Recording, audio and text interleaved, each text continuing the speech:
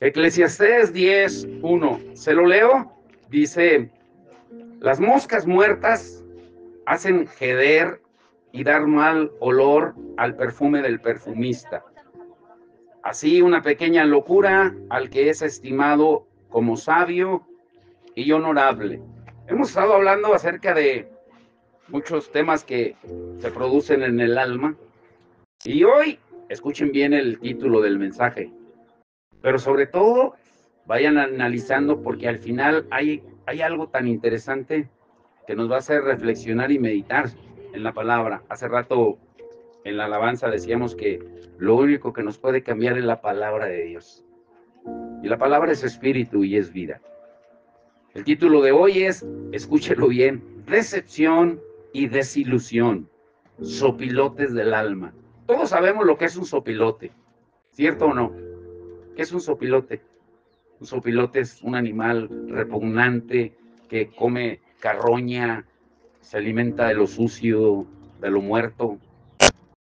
¿Y por qué el título, decepción y desilusión? Pero antes de entrar en el tema, quiero preguntarles, y sean bien sinceros, no levante la mano, solo piense ahí, ¿cuántos hemos sido decepcionados?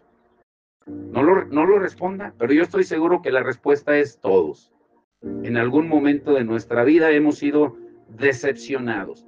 Pero aquí la otra pregunta ¿es lo mismo decepción y desilusión? ¿Es lo mismo?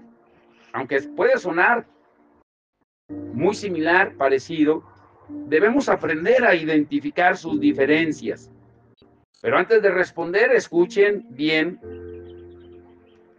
que un solo momento de descontrol con nuestras acciones, nuestras decisiones, nuestras palabras, puede ser aprovechado para no solo atacar, sino intentar destruir lo que tanto trabajo Dios nos ha permitido edificar durante tanto tiempo.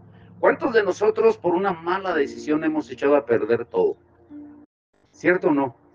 Una mala acción, por eso la escritura que leímos al principio, una mosca muerta echa a perder todo el perfume.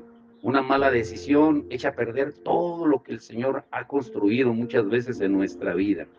Una de las cosas que tenemos que comenzar a desarrollar como cristianos o servidores de Cristo, ya los que están en un ministerio, es la capacidad de relacionarnos de forma más asertiva, escuche bien, con las personas en general, pero en especial y sobre todo en la iglesia.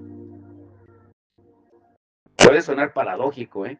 ¿Cómo en la iglesia? ¿Por qué tenemos que tener cuidado en la iglesia con quién nos relacionamos? El lugar donde cada uno llegamos con una tremenda necesidad de conocer a Dios es la iglesia.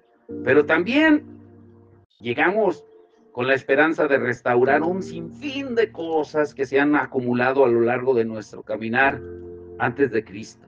¿O no es cierto que llegamos todos cargados, atribulados, cansados? Por eso el Señor nos dice en Mateo 11, 28 y 29 que vengan a mí todos los que están trabajados, cansados, cargados, y yo les daré descanso a sus almas. No dice al espíritu, no dice al cuerpo, dice a sus almas. ¿Pero por qué dice a las almas? Eso ya lo hemos estudiado. Ahora la pregunta es, ¿cuál es la diferencia entre decepción y desilusión? Ponga mucha atención, esto es muy revelador. Número uno, primero, ¿qué es la decepción? La decepción, esa palabra tiene un fundamento o se basa, tiene su raíz en el engaño. ¿En qué? En el engaño. Es decir, la base sobre la cual se desarrolla es precisamente cuando alguien nos hace creer algo que no es verdad. O sea, nos engaña.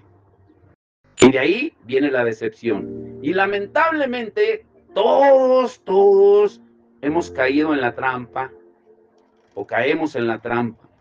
En el mundo, ese es el pan de cada día. Y podríamos decir que es lo más cotidiano de lo que quisiéramos. Sucede más a menudo de lo que uno pensaría. Todos los días podemos ser decepcionados, ¿sí o no? ¿Sí o no? Sí, sí. ¿Pero por qué? ¿Por qué podemos ser decepcionados todos los días? Piensa en esa pregunta. Ahorita lo vamos a entender. Todos podemos ser decepcionados. Y le hago esta pregunta para que vaya pensando. Yo puedo decidir ser decepcionado o no. Puedo elegir ser decepcionado o no. Piense. Antes de responder, piense. Piense. Porque por eso tenemos que saber diferenciar entre decepción y desilusión. Muchos son decepcionados. Pocos son desilusionados. Muchos son desilusionados y pocos son decepcionados. ¿Cómo está esa paradoja entre ese juego de palabras? ¿Qué tiene que ver una cosa con la otra? Tenemos que aprender a diferenciar. Y lo más peligroso viene cuando esa decepción, estamos hablando ahorita de la decepción, viene detonada o se detona, se enciende, explota por un engaño o se desarrolla. Y lo más lamentable es cuando se manifiesta en la iglesia, donde hemos puesto nuestra confianza creyendo que las personas ahí en la iglesia son muy diferentes a las del mundo. Y lamentablemente los cristianos, estoy hablando de los cristianos, no de los de afuera, los cristianos donde más somos decepcionados es en... Sí. ¿Dónde es? En la iglesia. Es en la iglesia. Es en la iglesia. ¿Por qué? Porque como lo acabamos de decir, ponemos nuestra confianza creyendo que las personas ahí son muy diferentes a las del mundo, o esperamos que todos cambien, pero yo no hago nada. Pero, oh, decepción. O dicho de otra manera, seguimos siendo susceptibles a caer en la trampa del engaño y de confiar en las personas con el riesgo de que nos fallen e incluso nos traicionen.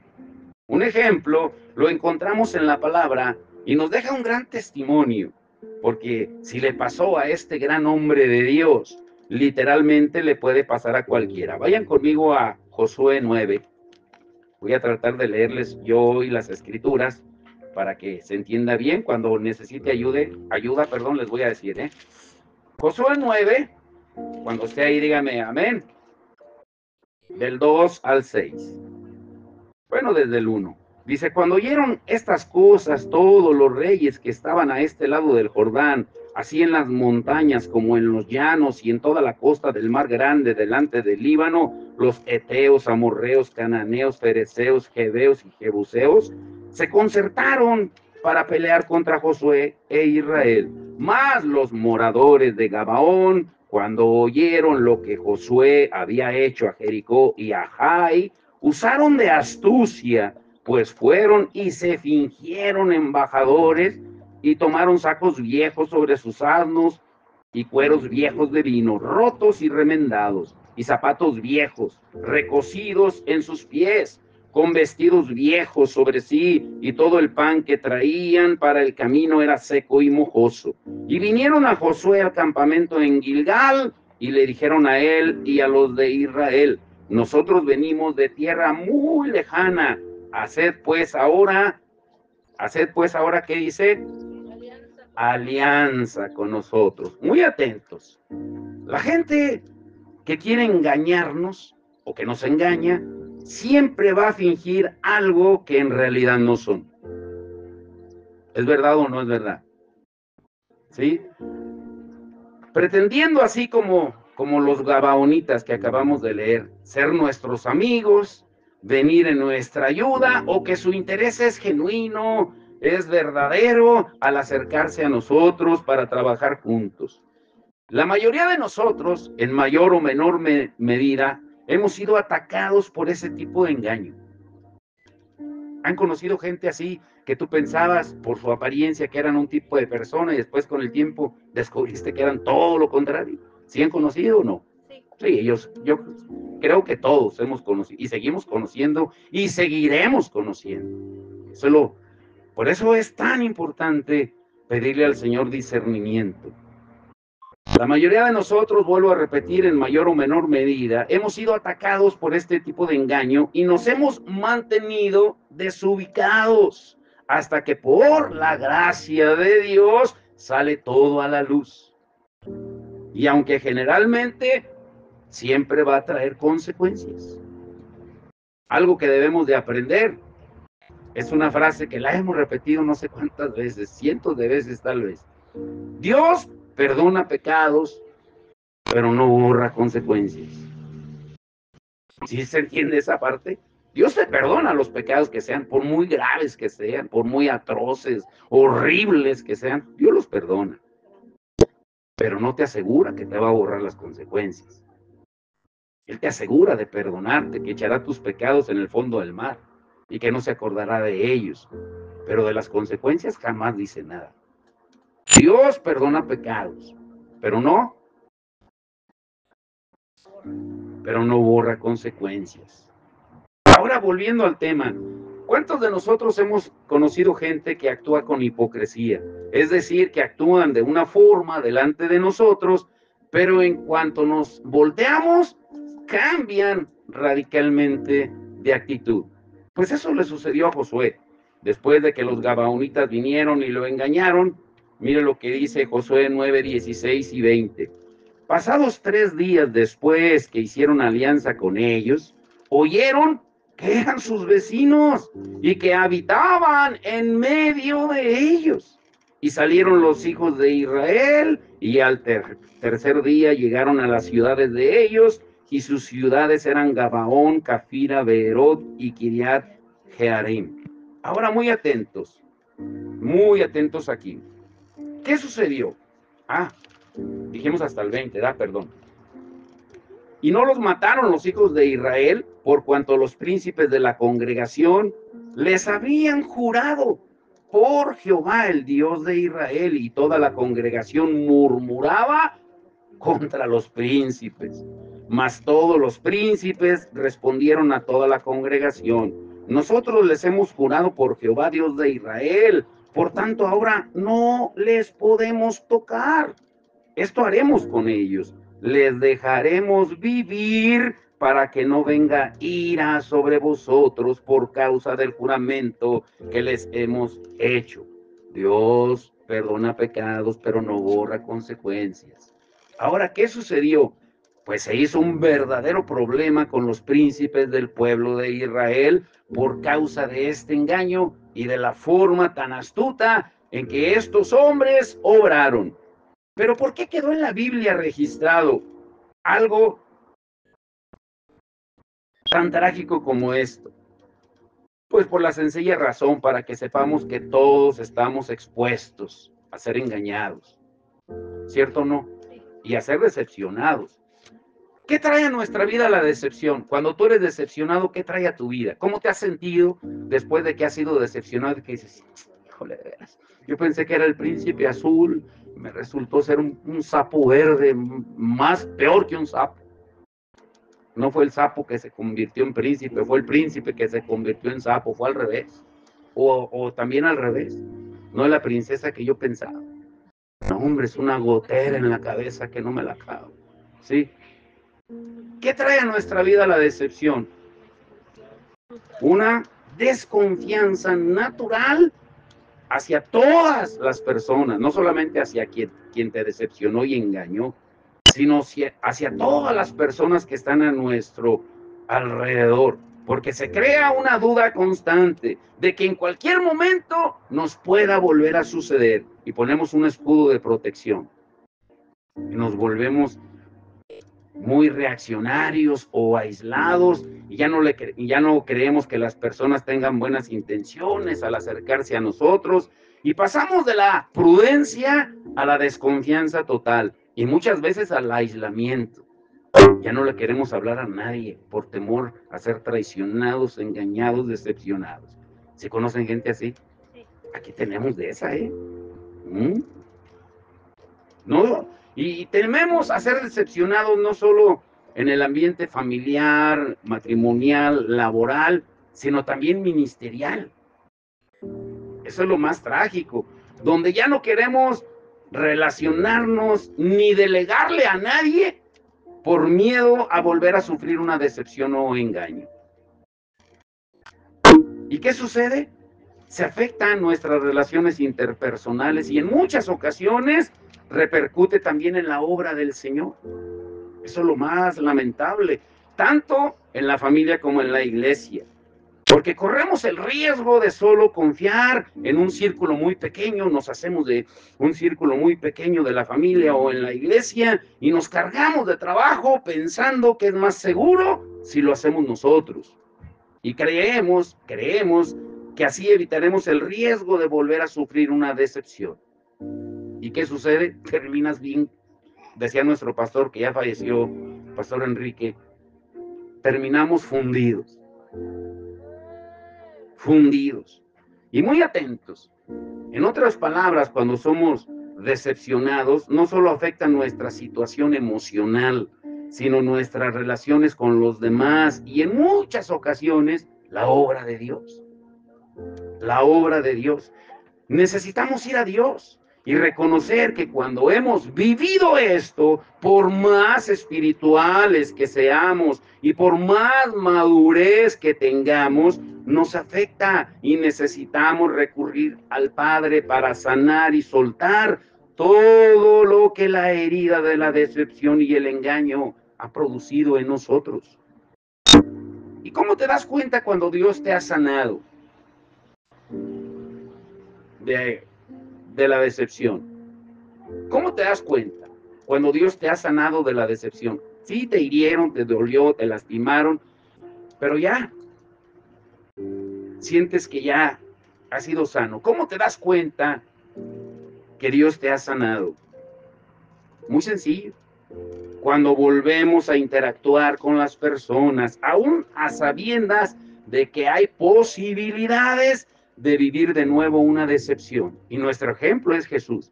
No les asombra cuando Jesús, Él escoge a los discípulos, dice, y los menciona, dice, y uno de ellos es el diablo. ¿Pero por qué lo escogió? Incluso le menciona que es el diablo. Y dice que Él lo escogió a sabiendas de que Judas lo iba no solo a decepcionar, a traicionar, a engañar y a hacer de todo. Pero ¿por qué el Señor siguió con Él? Pues para darnos ejemplo. Para darnos ejemplo. ¿Quién es inmune de los que estamos aquí a ser engañado? ¿Quién es inmune? ¿Hay alguno que sea inmune, que se haya vacunado en contra del engaño, en contra de la decepción? ¿Hay alguno? Pues para que me pase la vacuna, porque...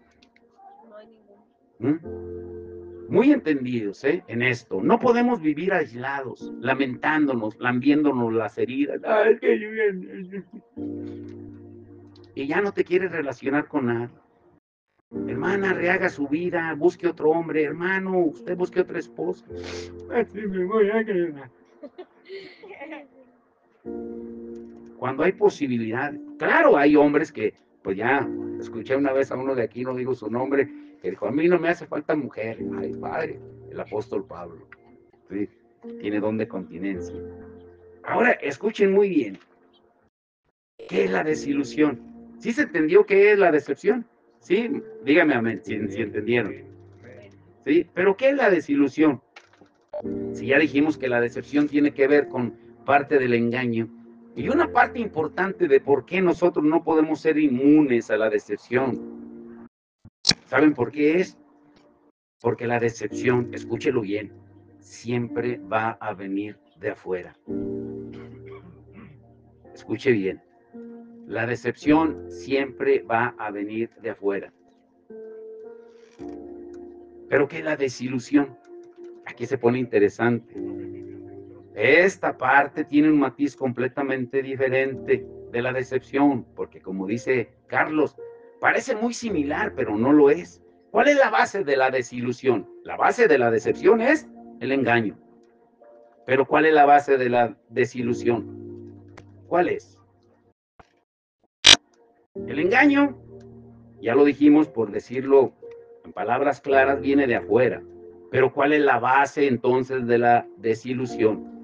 La desilusión, escuchen, esto es lo más importante, está en nosotros mismos. ¿La desilusión está en quién? En nosotros mismos. En pocas palabras, en la desilusión, nuestras expectativas son las que están afectadas. Tiene que ver con que yo me ilusioné con aquella persona, yo me ilusioné en aquel trabajo, nadie me engañó, no me hizo creer nada a nadie. Yo fui el que lo creí. Tiene que ver con yo pensé, yo creí, yo me imaginé. ¿Y saben qué? Que casi nunca hablamos de eso a profundidad. Hablamos mucho de decepción, de engaño, de traiciones, de todo eso, pero pocas veces nos tocamos la llaga nosotros mismos y decimos, estoy desilusionado. ¿Pero por qué? No, pues es que no es que estás confundiendo la decepción con la desilusión. Estás desilusionado porque no se cumplen tus expectativas del yo pienso, yo quiero, yo siento, porque no has muerto a la carne. Desilusión. ¿Se fijan cómo se confunde? Desilusión tiene que ver con mi parte interna. La decepción tiene que ver con lo que viene de afuera. ¿Sí están entendiendo? Dígame amén. Ahorita el Señor nos está dando los síntomas y se van a dar cuenta que el remedio es tan simple en la palabra, pero tan difícil de tomar. O sea, es tan simple como cuando un niño está enfermo y que le dicen, ven, Paquito, te voy a dar la cucharada. No, te vas a aliviar de la toda. Y no quiere. Y tú sabes que ese jarabe que le vas a dar a Paquito le va a aliviar, pero Paquito lo hace bien difícil. Para que le des, y ya una vez que le das el jarabe, lagrimió, lloró, gritó, pataleó, y hizo berrinche y todo, pero una vez que se tomó el jarabe, se sanó. Era así de simple. Pues en la palabra es así. Pongan mucha atención. ¿Por qué casi nunca hablamos de la desilusión? Porque tiene que ver con el yo pienso, el yo creí, el yo me imaginé, el yo sé, porque tenemos expectativas propias de lo que creemos, sentimos y esperamos que Dios haga con nosotros y a través de nosotros. Pero cuando por alguna razón esto no se cumple, se activa de manera natural la sensación de desilusión. Y de repente aquel hermano que veías bien prendido en la iglesia, que iba como la espuma sirviendo y queriendo hacer todo, ya no sirve, es más, ya no está ni en la iglesia. ¿Por qué? Porque se desilusionó y se fue. No es que se decepcionó, se ¿cómo se dice? Eso, ya hasta se me trabó la lengua, se me lenguó la traba, ¿sí? Pero ¿cómo se inicia la desilusión? Esto es lo interesante. ¿Cómo creen que se inicia la desilusión? Y si me traen agua, se los agradezco, ¿eh? Porque ya estoy desilusionado. ¿Cómo se inicia la desilusión? A ver, ¿cómo? Escuchen, sí, es increíble, pero la desilusión, ¿saben cómo se inicia? ¿Saben cómo se inicia? Al compararnos con otros. Así se inicia. Al compararnos con otros, ya sea en los matrimonios, ay, qué matrimonio, ay, ojalá el mío fuera igual. En el trabajo, ojalá yo tuviera el trabajo que tiene aquel. O aún en las iglesias, ojalá yo tuviera el ministerio que tiene aquel, la iglesia que tiene aquel. Y queremos copiar modelos. Y esto es para entendidos. Y no solo eso, esperamos que tenga el mismo resultado que ha tenido en la persona con la cual nos estamos comparando. ¿Cuántos de nosotros, miren, cada vez se acercan más los chiles rellenos, ¿sí? ¿Cuántos han escuchado cosas como, ay, ojalá fueras como el esposo de fulana? Ojalá fueras como la esposa de Mengano. Ojalá mi hijo, ojalá ustedes hijos fueran como los hijos de Perengano. Ojalá me dieran la oportunidad de ascenso en el trabajo como se la dieron a Perengano, que yo la merecía más que él. Ay, cómo quisiera que nuestra iglesia fuera como la que fui el domingo. Cómo quisiera que en la iglesia hicieran lo que hacen allá, pero el pastor no tiene visión. No, el pastor, los pastores, no hacen nada. ¿Sí lo han escuchado? Marquitos y Mari ya están sabiendo lo que es ser apaleado. No es lo mismo estar sentado que estar al frente. ¿Cierto o no, Marcos? Porque uno sufre, tantas desilusiones, decepciones, y todo eso termina por alimentar fuertemente la desilusión y todos los efectos de frustración que te puedas imaginar. Impotencia, depresión. En la Biblia encontramos a muchos personajes que estuvieron muy cerca de perder la bendición y respuesta de Dios en su vida, porque la forma en que Dios respondió no era la que ellos esperaban o en el tiempo que ellos querían. ¿Y quién fue uno de ellos? A ver, Carlos, lee Segunda de Reyes 5:1, solamente ese, 5:1. Y Marcos, lee, ya vamos a aprovecharte. Segunda de Reyes, capítulo 5, pero del 9 al 12. Carlos solamente va a leer 5:1 para saber quién es el personaje del que vamos a ver. Y Marcos va a leer Segunda de Reyes 5, del 9 al 12. ¿Qué dice, hermanos? Naamán, general del ejército del rey de Siria, era varón grande delante de su señor y lo tenía en alta estima, porque por medio de él había dado Jehová salvación a Siria. Era este hombre valeroso en extremo, pero leproso. Ponga mucha atención. Y luego, ¿qué dice Marquitos del 9 al 12? Ahí mismo. 5, 9 al 12. Que dice la Biblia, y vino Naamán con sus caballos y con su carro, y paróse a las puertas de la casa de Eliseo.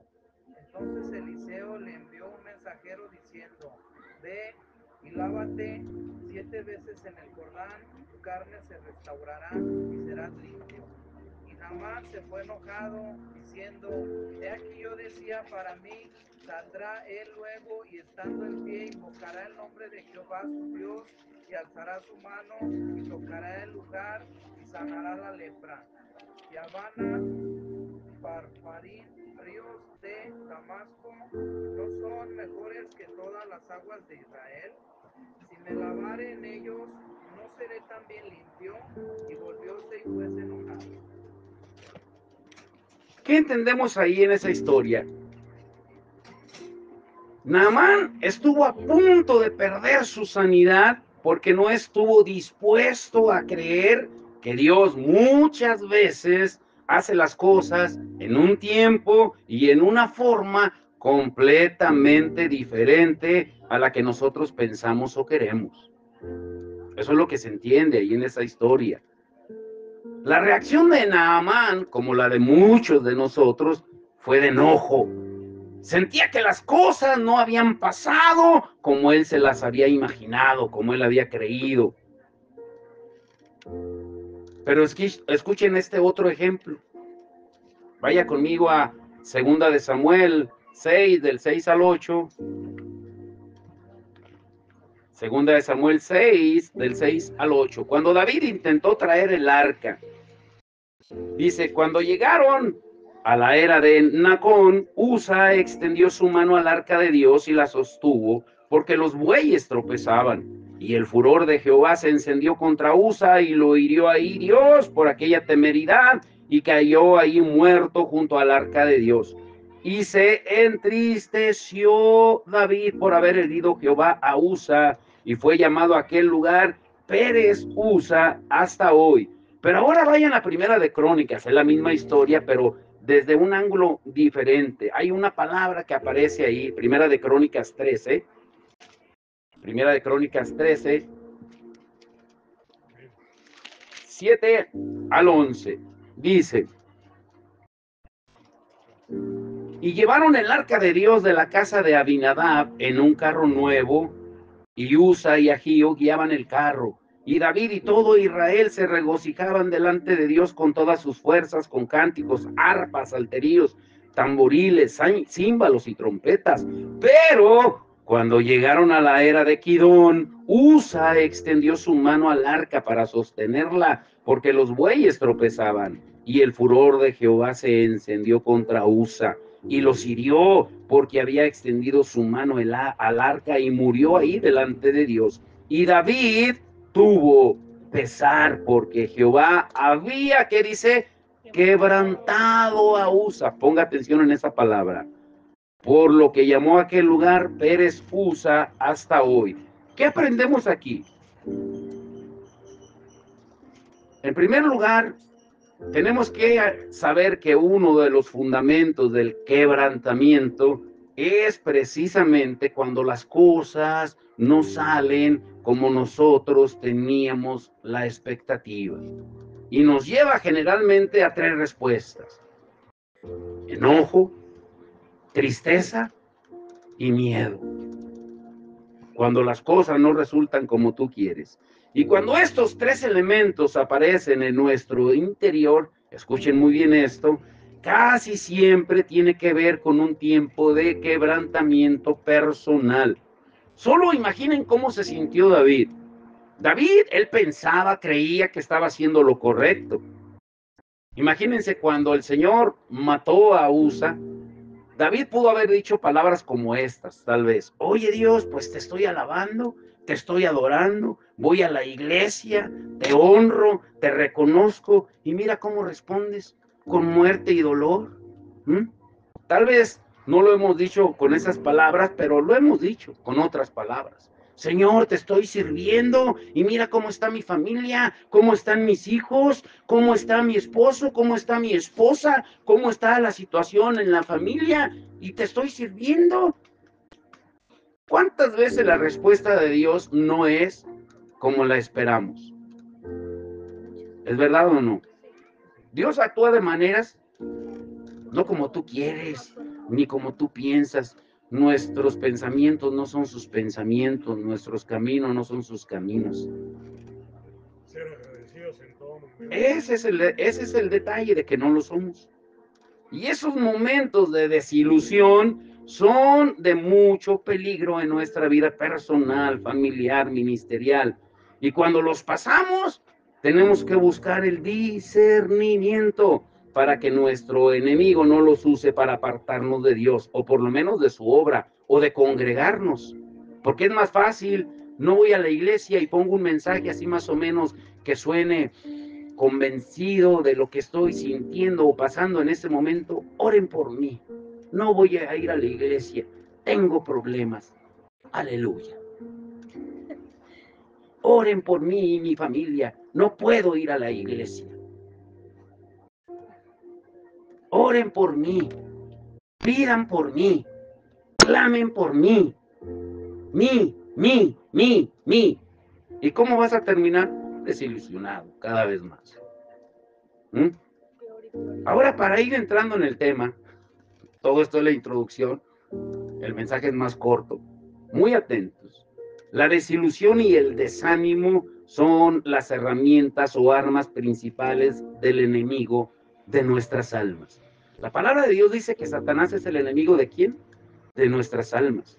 Y es curioso porque no dice es el enemigo de tu espíritu, es el enemigo de tu cuerpo, sino que dice que es el enemigo de nuestras almas. Pero algo también curioso es lo que dice el Señor, que el alma que pecare, esa morirá. Caray, y que cada uno es responsable. Pero, ¿qué papel juegan la decepción y la desilusión? Pues que tratan de desviarnos y apagar todo el potencial espiritual y emocional que Dios ha puesto en cada uno de nosotros. Este pasaje que acabamos de leer, bueno, estos dos que acabamos de leer, podríamos llamarlo, en lugar del quebrantamiento de Usa, el quebrantamiento de David. Ahora escuchen lo que dice. A ver, Carlos, lee por favor. Segunda de Samuel 6, 12 al 15. Y Marquitos, ve buscando Lucas 4, 18. Por favor. Segunda de Samuel 6, 12 al 15. ¿Qué hizo David después de que pasó esa etapa difícil de quebrantamiento?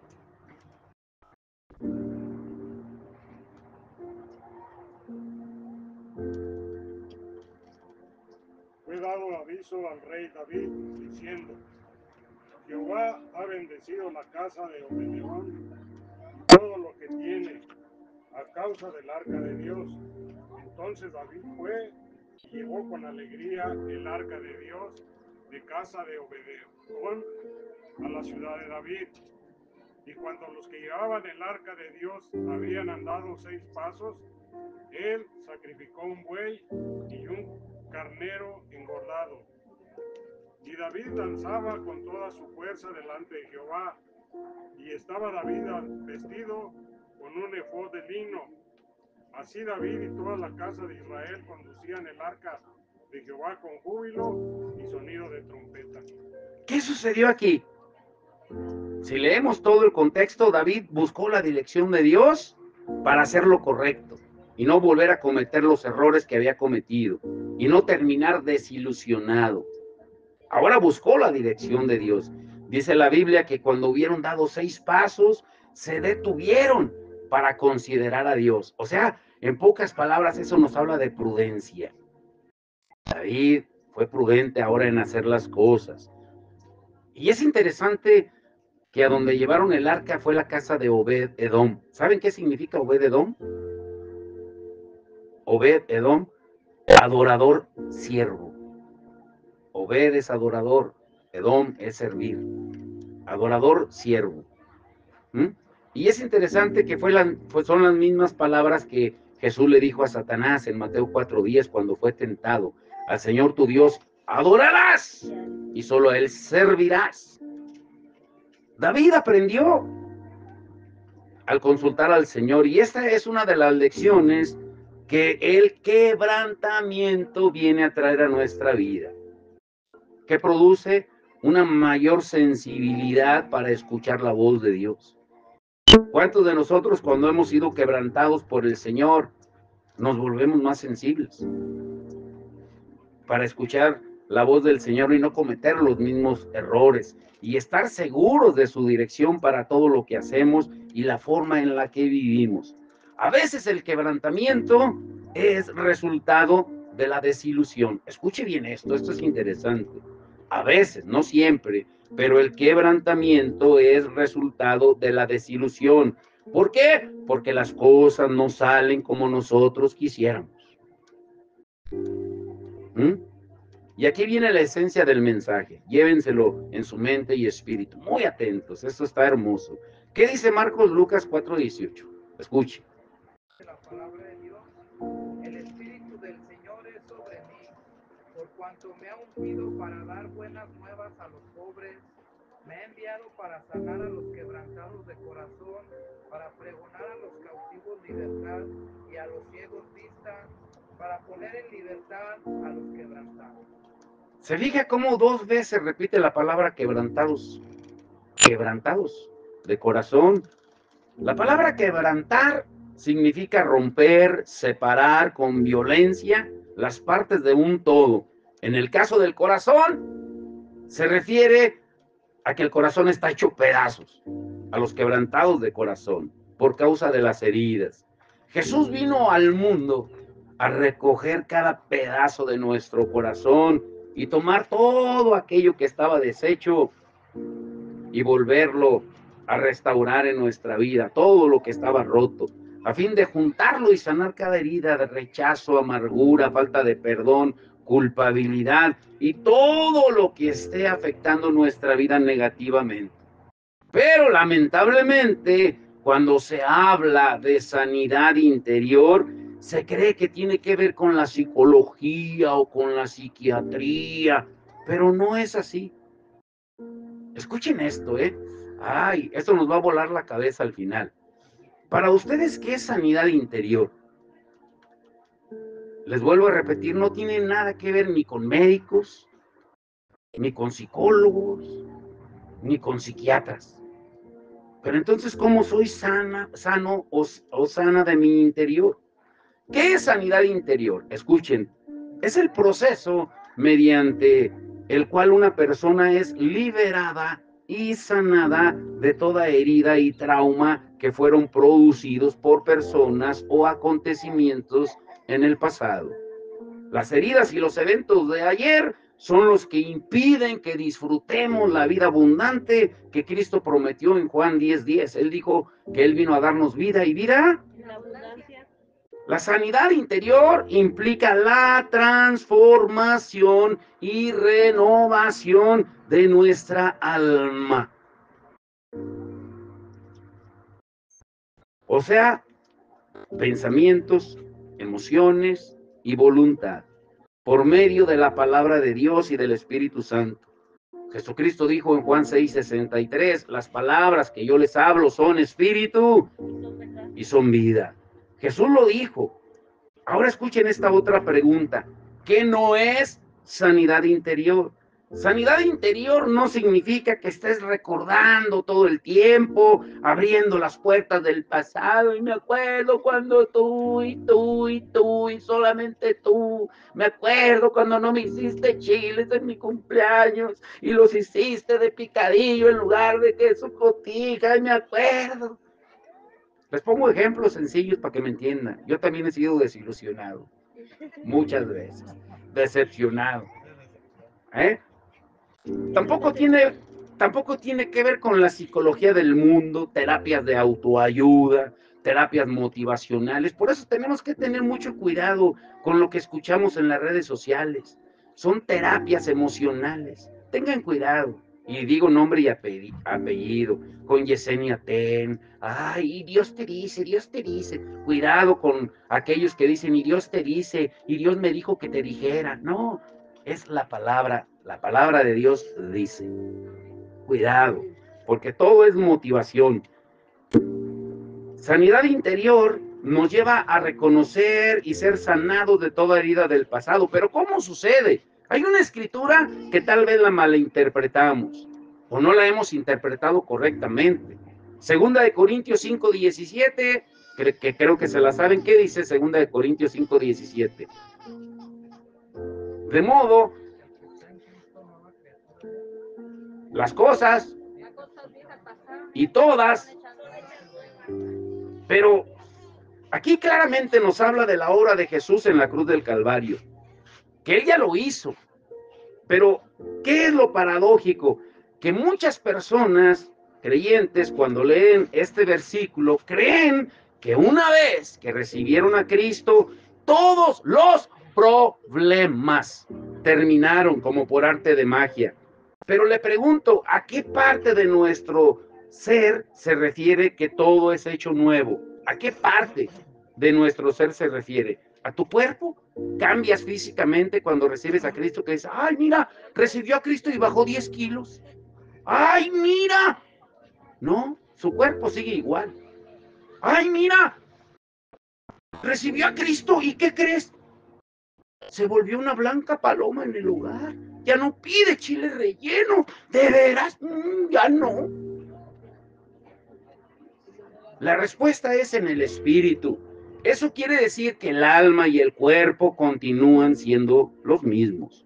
Les pregunto, después de que recibieron a Cristo, ¿han tenido los mismos pensamientos que tenían antes? ¿Sí o no? Sean sinceros, claro que sí han tenido los mismos pensamientos que tenían. No digamos que, no, los hemos tenido, hombre, no nos engañemos, ¿sí? ¿Se han airado con su prójimo o con el esposo? Ah, ¿han pecado contra Dios?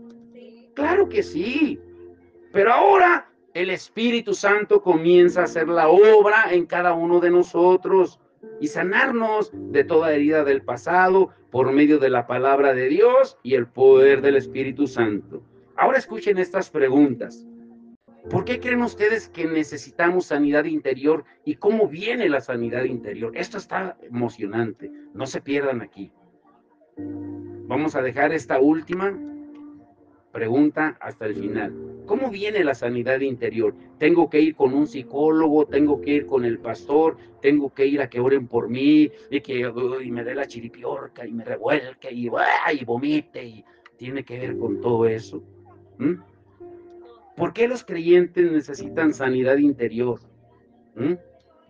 Yo no dudo que muchos creyentes que de verdad han nacido de nuevo, cuando se mueran se van a ir al cielo.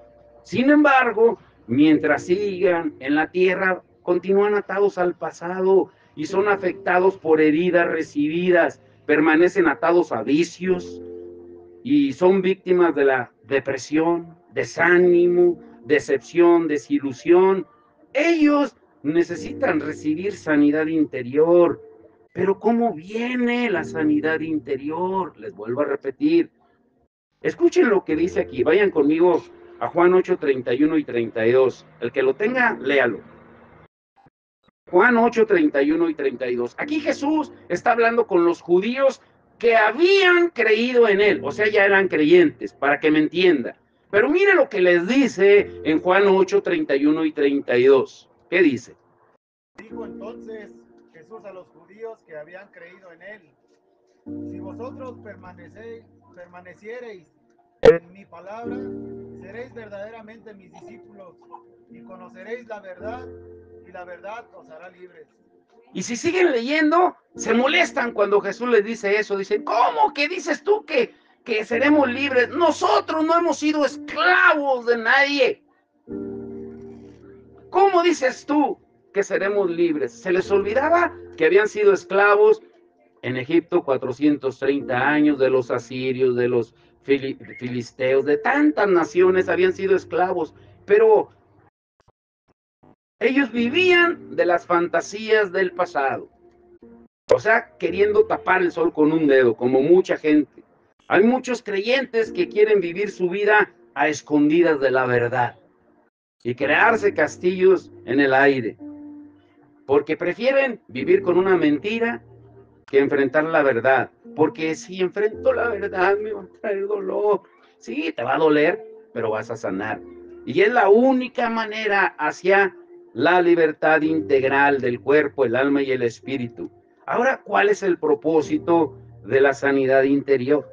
La sanidad interior, escuchen, está relacionada con la persona y su pasado. En la vida emocional no existe tiempo ni espacio. Lo vuelvo a repetir. En la vida emocional no existe tiempo ni espacio. Puedes tener 70 años y acordarme, me acuerdo, ¿y te acuerdas? Mi papá duró acordándose cuando mi abuelito lo mandó a la leña y tenía 5 años y luego iba, llevaba la leña en la burra y luego llovió y se mojó la leña y mi papá me pegó y duró hasta que fue sano. Ya, ahora sí veía la burra, pero ya no lloraba. Veía la leña mojada, pero ya no lloraba.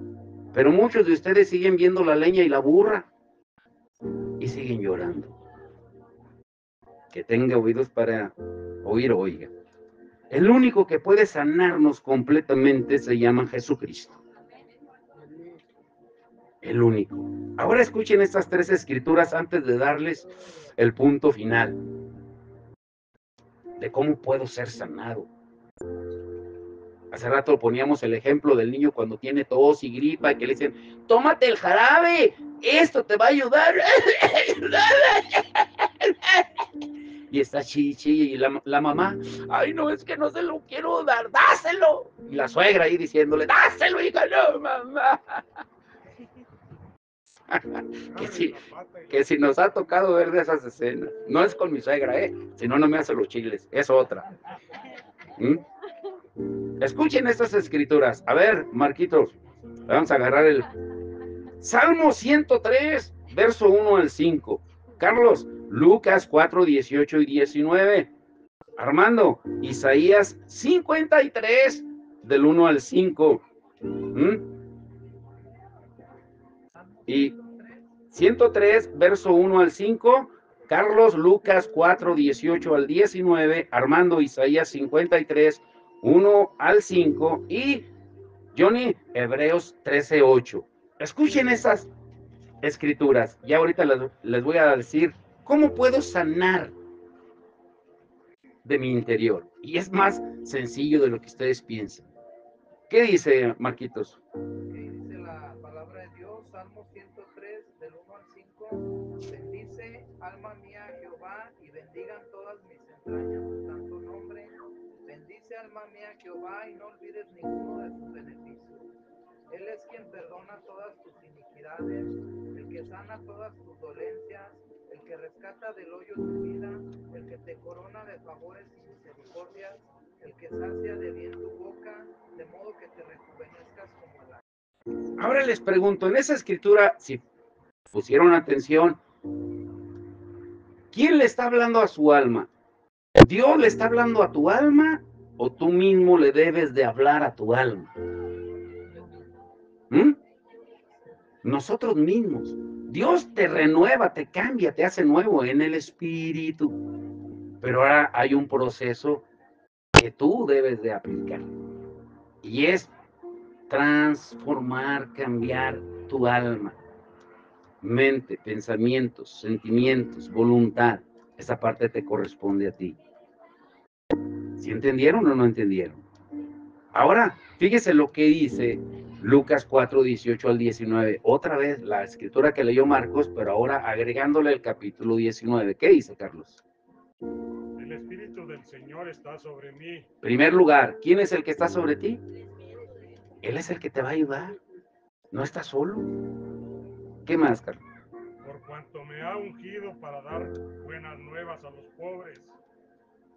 Me ha enviado a sanar a los quebrantados de corazón, a pregonar libertad a los cautivos y vista a los ciegos, a poner en libertad a los oprimidos, a predicar el año agradable del Señor. ¿Sí se dieron cuenta lo que hice? Lo que nos cambia, lo que nos va a transformar, lo que nos va a sanar las heridas, el quebrantamiento del corazón, es la palabra. Es la palabra y el espíritu. ¿Qué dice Isaías 53, 1 al 5? ¿Quién ha creído nuestro anuncio? Ahí está el problema. ¿Y sobre quién se ha manifestado el brazo de Jehová? Huirá cual renuevo delante de él, como raíz de tierra seca. No hay parecer en él, ni hermosura. Le veremos más sin atractivo para que le deseemos. Despreciado y deshecho entre los hombres, varón de dolores, experimentando el quebrantado, y que escondimos de él el rostro. Fue menospreciado y no le estimamos. Ciertamente llevó él nuestras enfermedades y sufrimientos, nuestros dolores, y nosotros le tuvimos por azotado, por herido de Dios y abatido. Mas él herido fue por vuestras rebeliones, molido por nosotros pecados, y el castigo nuestra paz sobre él. Y por su llegada fuimos Por su llaga. nosotros, Por su llaga por su fuimos. llaga fuimos nosotros curados. Ahora la última, Johnny. ¿Ya acabaste, ah? ¿Qué dice Johnny? Escuche esa, ¿eh? Hebreos 13, 8. Jesucristo es el mismo Ah, ayer caray. y hoy y por los siglos. ¿Jesucristo qué dice? ¿Su poder ya se acabó? Si Él sigue siendo el mismo de ayer, de hoy y de siempre, su poder sigue vigente. Ahora, ¿cómo yo soy sano de las heridas? ¿Cómo tengo esa sanidad interior? No tiene que ver con médicos, no tiene que ver con psicología. Es que necesito ir al psiquiatra, al psicólogo, es que no duermo en las noches. No, pues te la pasas viendo novelas, viendo el Face, ¿cómo vas a dormir? ¿Sí? TikTok y subiendo cada tontería y pues, ¿cómo vas a dormir? ¿Sí?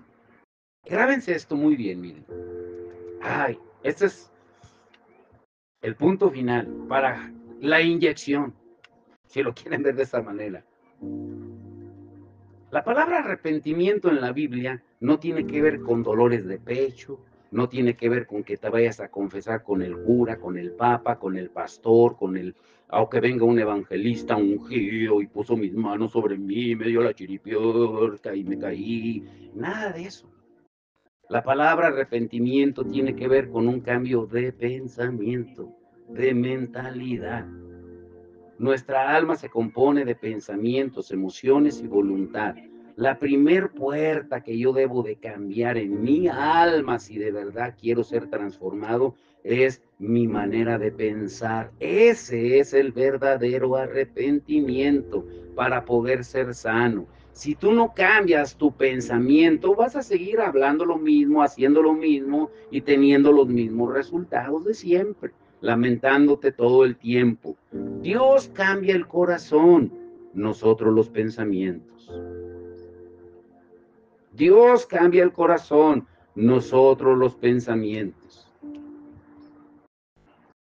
¿Cuántos de ustedes cuando van a las fiestas, ya para ir terminando, se llevan su topper, su itacate, para traer comida de ahí? Yo hubiera querido llevar el domingo pasado un itacate, un topper, para haberme traído mole de allá de Oteros, estaba tan sabroso. ¿Por qué les digo esto? Llévense este es un itacate espiritual para la semana. ¿Por qué el arrepentimiento la Biblia lo relaciona con nuestra manera de pensar? Porque todo se origina ahí. Si tú no cambias tu manera de pensar, no va a cambiar tu manera de vivir. Vas a seguir herido, recordando el pasado y acordándose de la traición. Solo escuchen estos 8 puntos últimos. Solamente les voy a dar las escrituras, las leen en su casa. ¿Por qué destruyó Dios con un diluvio a toda la humanidad? ¿Cuál fue la causa? Los malos pensamientos. Génesis 6:5. Número 2. ¿Cuál fue la causa del conflicto del pueblo en el tiempo de Elías? Los pensamientos. Primera de Reyes 18:21. Número 3. ¿Qué le dijo David a Salomón que guardara? Los pensamientos. En Primera de Crónicas 28:9.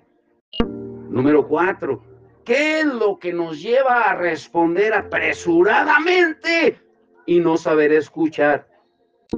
Pensamientos desenfrenados. Dice la palabra en Job 20, versículo 2. Número 5. ¿Por qué la gente no busca a Dios? ¿Por malos? No, es porque no cambian sus pensamientos. Salmo 10, verso 4. Esa está hermosa. Número 6. ¿Qué le pedía David a Dios que le examinara primero? ¿El corazón o los pensamientos? ¿Ya adivinaron? Los pensamientos. Salmo 26:2. Salmo 94:11. Lean los salmos y verán la importancia de los pensamientos. Número 7. Dios prueba solo el corazón o también los pensamientos. Porque siempre decimos, ay, Dios conoce mi corazón. Sí, también sabe cómo estás pensando, cochambroso. Pero siempre nos escudamos con que Dios conoce mi corazón. Dios prueba no solo el corazón, los pensamientos. Salmo 139:23, Proverbios 23:7, Proverbios 24:8. Siempre prueba los dos. Siempre la Biblia une pensamientos y corazón. Van ligados. Y número 8, Dios nos llama no solo a dejar el pecado, sino los pensamientos malos. Isaías 55:7, Isaías 66:18, Jeremías 6:19, Jeremías 18:12. Y en Jeremías 20:12 lo dice claramente. El Señor escudriña primero los pensamientos. Esa es la puerta del alma, los pensamientos. ¿Por qué la gente vive herida emocionalmente, recordando el pasado, toda deprimida, toda triste? ¿Por qué? ¿Por qué? Porque sigue pensando igual. siguen pensando igual, no han cambiado su manera de pensar, se siguen acordando. Sí, es inevitable que no lo recuerdes, pero tienes que cambiarte el chip, ir pensando. ¿Ustedes creen que cuando yo veo chiqueros de puercos, es inevitable que no venga a mi mente cuando mi hermano y yo nos escondíamos de mi papá cuando nos golpeaba? Pero ahora ya no veo a los puercos y digo, que me quisiera meter a dormir ahí con ellos, ya no. ¿Sí? Los veo ahora como Carlitas, ¿sí? O sea, es inevitable que no lo recuerde.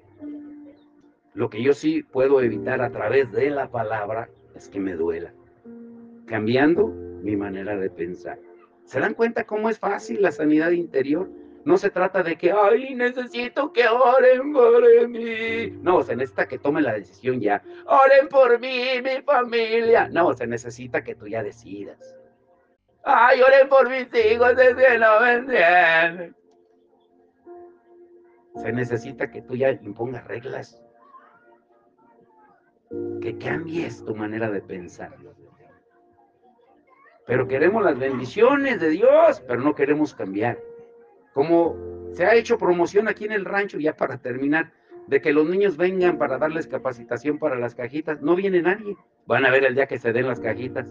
Vamos a tener lleno aquí, queriendo cajitas. Porque no queremos cambiar la manera de pensar. ¿Sí se dan cuenta cómo es fácil ser sanos? Ahora la pregunta de los 64,000, porque aquí hay muchos heridos, sin que me lo digan. Yo les podría dar nombre y apellido de los que están aquí, de los que dicen, ay, es que usted no pasó lo que yo viví. No, ni quiero pasarlo. Pero tú puedes tomar la decisión de ser sano y sana hoy. Y es tan sencillo. Pónganse de pie.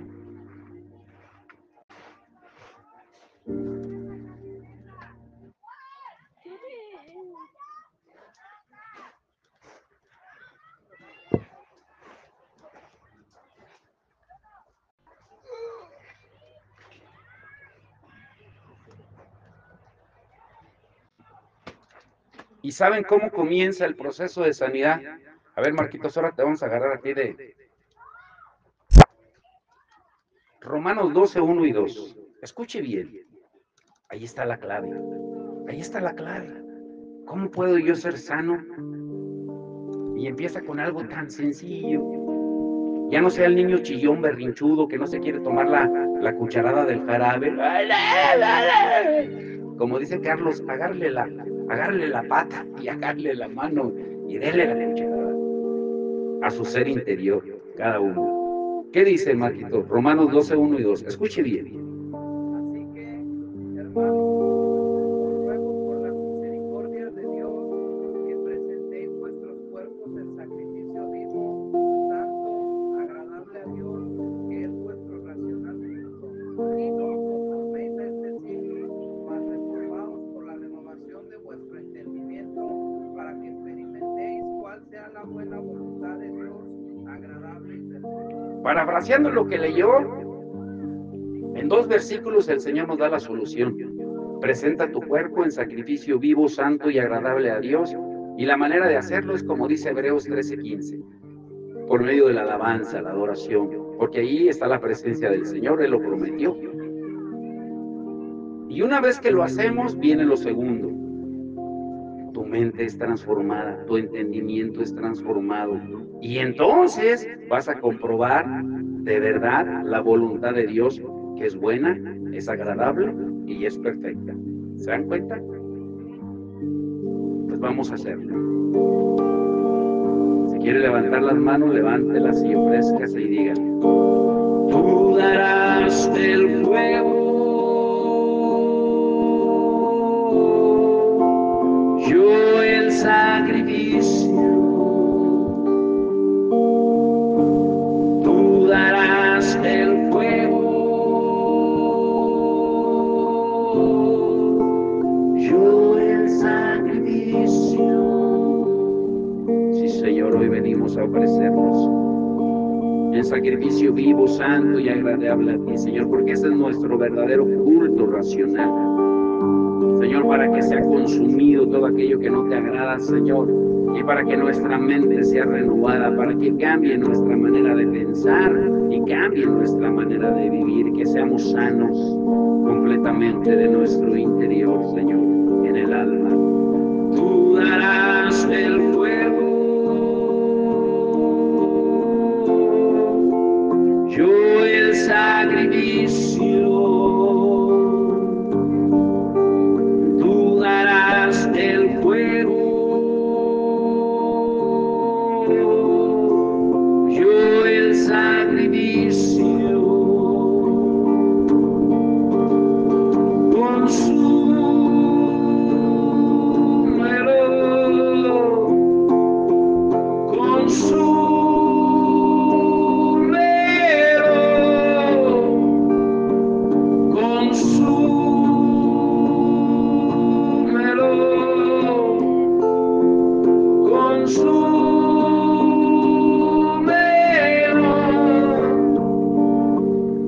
Señor, tu palabra dice que somos nuevas criaturas, que las cosas viejas pasaron, Señor, porque tú despertaste nuestro espíritu, Señor. Y ahora, Señor, queremos decirte, despertaste mi espíritu para adorar. Despertaste mi alma para postrarme. Despertaste mi cuerpo para clamar. Despertaste mi ser para llenarme de ti. Dígale. Despertaste mi espíritu para adorar. Despertaste mi alma para postrarme. Despertaste mi cuerpo para clamar. Despertaste mi ser para llenarme de ti. En este día prometo dar mi corazón. En este día te coronamos, rodeando tu presencia. Te coronamos ante todas las naciones. Te sentamos en el trono de nuestro corazón. En este día prometo dar mi corazón. En este día te coronamos, rodeando tu presencia. Te coronamos ante todas las naciones. Te sentamos en el trono de nuestro corazón. Sí, Señor, en este día. Viva el Rey, viva el Rey, viva Cristo el Rey, viva el Rey, viva el Rey, viva el Rey, viva Cristo el Rey, viva el Rey. Viva el Rey, viva el Rey, viva Cristo el Rey. En este día, prometo dar mi corazón.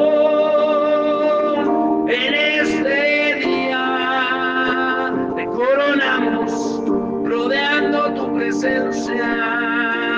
Te coronamos ante todas las naciones. Te sentamos trono de nuestro corazón, dígale, en este día, por de toda mi corazón,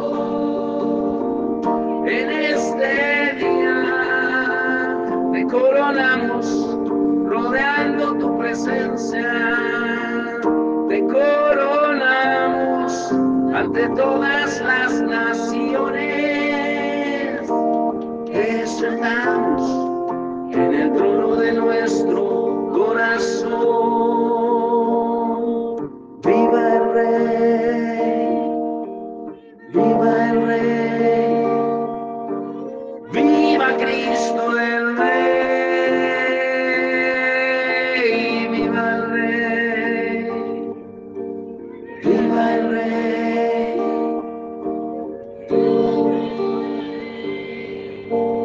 viva Cristo el Rey. Una última vez.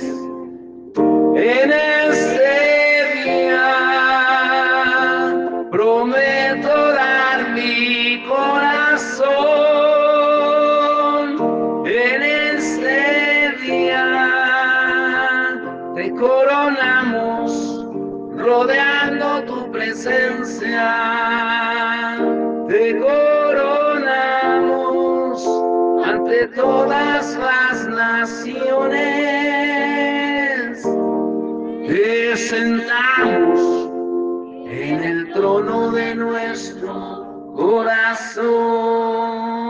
Señor, te damos toda la gloria y la honra en esta hermosa mañana, Señor.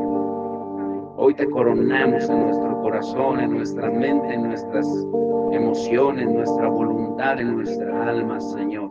Porque sabemos de que tú ya reinas en nuestro espíritu. Porque si no, no estaríamos aquí, Señor, buscando la comunión contigo, Señor. Ahora te rogamos que nos ayudes, como dice tu palabra en 2 de Corintios 10, del 3 al 5, a llevar cautivo todo pensamiento a la obediencia de Cristo. Te damos todo el honor y la gloria. Y el pueblo de Dios dice, amén. Dele palmas fuerte al Señor.